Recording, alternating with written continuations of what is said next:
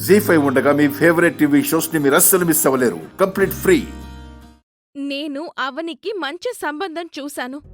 అతని పేరు వికాస్. వికాస్ వికాస్ వికాస్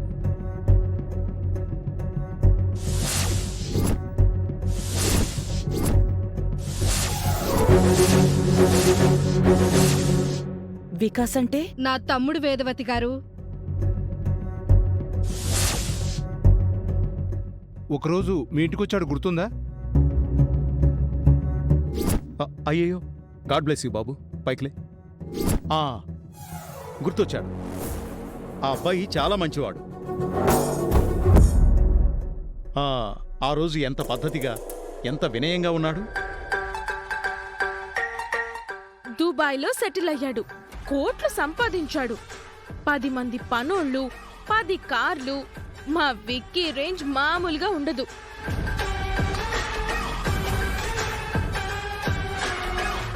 సుజాత గారు ఏ క్వాలిటీస్ అయితే ఉండాలనుకున్నారో చిన్న తేడా కూడా లేకుండా అన్నీ ఉన్నాయి.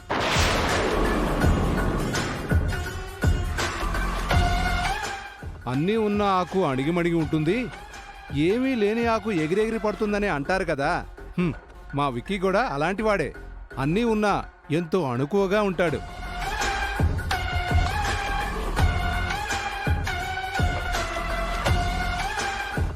నా తమ్ముడని గొప్పలు చెప్పుకోవటం కాదు, కానీ దుబాయ్లో సెటిల్ అయి కూడా ఇండియన్ ట్రెడిషన్ అంటే చాలా ఇష్టపడతాడు. పర్లేదు, మన గురించి బానే చెప్తున్నారు. క్యారెక్టర్ షేడ్ని ఆ మాత్రం మార్చి చెప్పకపోతే సంబంధం సెట్ కాదు కదా. అవనికి వికాస్ పర్ఫెక్ట్ గా సెట్ అవుతాడు. విక్కీకిచ్చి పెళ్లి చేసేద్దాం అత్తయ్య. ఈడు జోడు బాగుంటుంది. మరి ఆ అబ్బాయి ఒప్పుకుంటాడా? నేను మాట్లాడి ఒప్పిస్తాను. అవని లాంటి అందమైన ట్రెడిషనల్ అమ్మాయిని ఎవరైనా వద్దనుకుంటారో చెప్పండి. ఆ పనేదో తొందరగా చేసి పుణ్యం కట్టుకో తల్లి. ఈ ఇంట్లో సగం గోల్ తగ్గుతుంది. లేదంటే రోజు నాకు ఆయనకిద్దరు సినిమా కనబడుతుంది. అంతేకాదు, పెళ్లి కాని అమ్మాయిని ఇంట్లో ఎందుకు ఉంచుకుంటున్నారు అని జనాలు అనే మాటల నుంచి తప్పించుకున్నట్టు అవుతుంది. పెళ్లి విషయంలో మనం అవనిని అనవసరంగా ఫోర్స్ చేస్తున్నామమ్మా.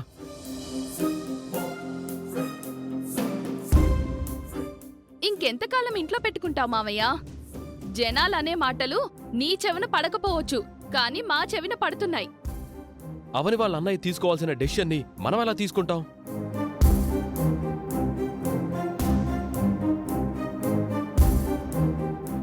మనం చూసిన మ్యాచ్ రేపు మురళికి నచ్చకపోతే? మురళితో నేను మాట్లాడతాను శ్రీకర్. బాధ్యత తీసుకొని మంచి సంబంధం చూసి పెళ్లి చేయాలని అనుకుంటున్నామని చెప్తే వద్దంటాడా ఏంటి? నాకెందుకో ఇది కరెక్ట్ కాదనిపిస్తుంది నాన్న. దయచేసి నా పెళ్లి విషయం వదిలేయండి.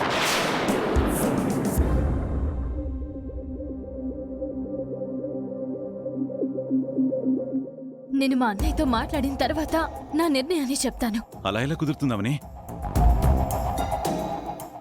నువ్వు నన్నే చేసుకోవాలి. నన్నే. చూడమ్మా, అదృష్టం అన్ని వేళలా తలుపు తట్టదు. ఆ అబ్బాయి మంచివాడు. అతన్ని చేసుకుంటే నీకేం మంచి జరుగుతుంది?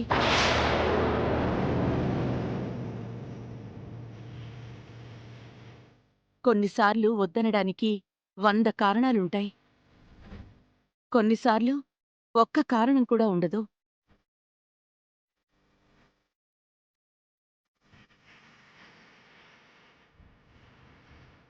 అవని మంచి కోరేదానివి, స్నేహితురాలి కంటే ఎక్కువగా అక్కలా చూసుకుంటున్న దానివి. నువ్వైనా చెప్పు, నీ మాట వింటుందేమో. అవనికి ఇష్టం లేనప్పుడు మనం బలవంతం చేయకూడదు కదా. మీరడిగినట్టే విక్కీ దగ్గర అన్ని క్వాలిటీస్ ఉన్నాయి కదా. అయినా దుబాయ్ సంబంధం వద్దు. ఇంకేం కంట్రీ నుంచి కావాలి? యుఎస్ నుంచా, యూకే నుంచా, ఏ దేశం నుంచో చెప్పండి. ఇవేవో తప్పించుకునే మాటల్లా ఉన్నాయి వేదవతి గారు. వీళ్ళ బుద్ధుల్ని ఇప్పుడైనా అర్థం చేసుకోండి. అవని స్థాయి గురించి అందరికీ తెలిసిందే.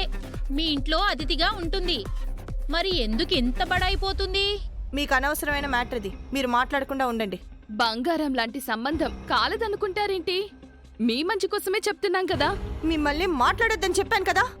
చూడమ్మా సుజాత, శ్రీకర్ అవనిల గురించి చెడుగా అనుకునే పరిస్థితి వచ్చింది కాబట్టి ఈ సమయంలో మనం ఖచ్చితంగా నిర్ణయం తీసుకోవాల్సిందేనమ్మా.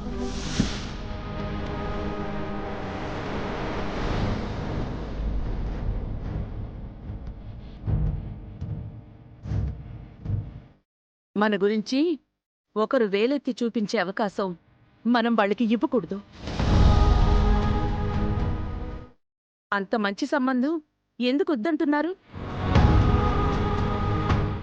కాదనుకోవడానికి ఒక్క కారణం చెప్పండి, నేను ఆలోచిస్తాను.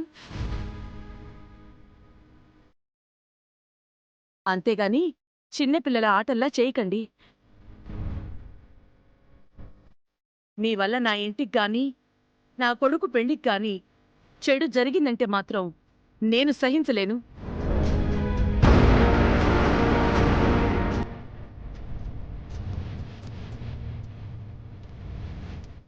ఇంక నేను మీ అభిప్రాయాలు అడగదలుచుకోవడం లేదు.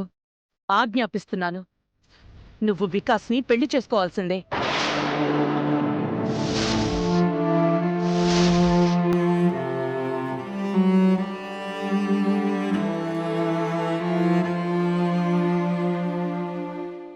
నిహారిక, నేను చెప్తున్నాను, నువ్వు నీ పేరెంట్స్ కలిసి వికాస్తో మాట్లాడండి, ఒప్పించండి. అవని సంగతి నేను చూసుకుంటాను.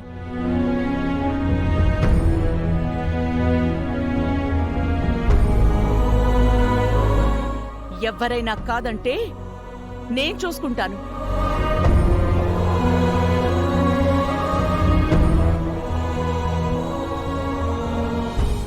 జీ5 యాప్ డౌన్లోడ్ చేసి అన్ని ఎపిసోడ్స్ పూర్తి ఉచితంగా చూడండి.